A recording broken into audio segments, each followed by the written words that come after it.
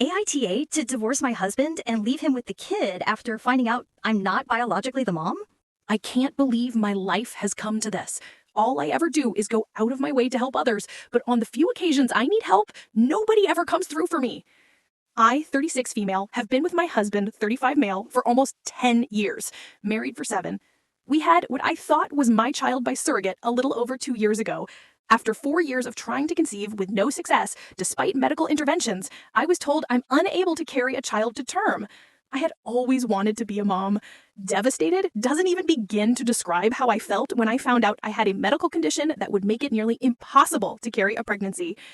Things got worse when I had to undergo major surgery to remove uterine growths in hopes of increasing my fertility, but complications during the operation led to a partial hysterectomy. My uterus was removed. I still had my ovaries, so we began exploring the cost of surrogacy. It was extremely expensive. My close friend since college, who already had 2 kids of her own, offered to be our surrogate to help cut costs.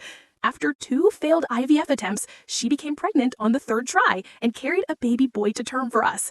I was overjoyed. Between becoming a new mom and returning to work after a short parental leave, I didn't notice any warning signs. Looking back, I should have seen the red flags earlier.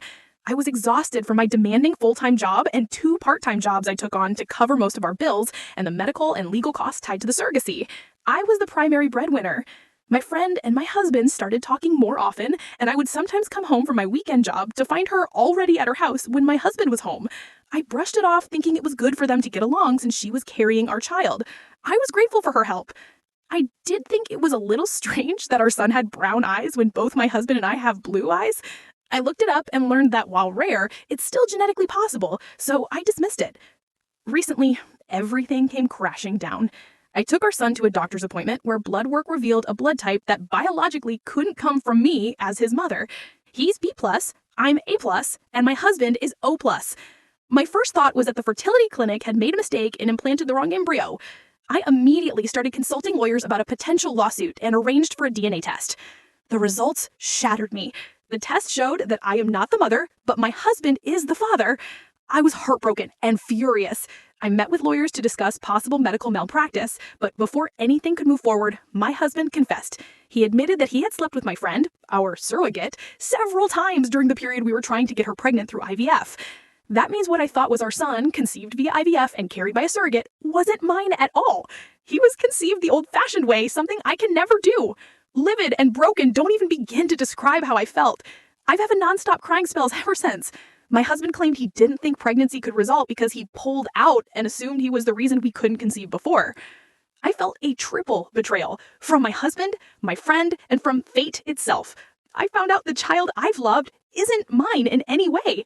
In a fit of rage and despair, I left home and stayed in a hotel for almost a week before asking my parents if I could stay with them for a while. I admit I left our son with my husband. I'm now filing for divorce. He cheated on me and betrayed me in the worst possible way. I've completely cut off my friend, the so-called surrogate, and I don't know how to trust anyone again. I've also met with a lawyer to see about giving up my parental rights so I don't have to face the constant reminder of this betrayal or risk owing child support. My husband and friend/surrogate both admit they were wrong and keep apologizing, but they've also called me immature and heartless for wanting to give up my son. My parents say I can't just abandon a child I fought so hard to have.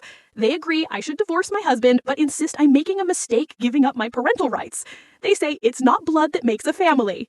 I told them I refuse to stay in a marriage with a cheater and that I'd rather adopt someday with a man I can trust. They argued that keeping my parental rights isn't much different than adopting, but I can't see it that way. Some of my friends agree with me. Others admit they wouldn't be able to raise an affair baby either, not when every look at him would remind them of such betrayal. I just want a clean break and a fresh start. I'm planning to relocate several states away. So, am I the AITA for giving up my parental rights during the divorce when the child I thought I had through surrogacy wasn't biologically mine, but my husband's and my ex-friend's?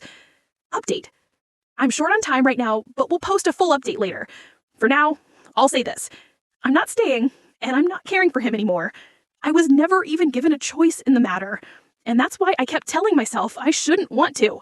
I compared myself to men in similar situations and tried to stay detached from the boy I thought was mine. The truth is, I have no legal rights anymore because she fought to get her son back. I'm actually far more heartbroken about losing this child than I let on. I realized that more and more with each passing day. The choice wasn't mine, and I lost. When I said I didn't want to be the sucker raising someone else's kid, it was mostly a coping mechanism. She got to keep her child, he left me, and I'm left with nothing.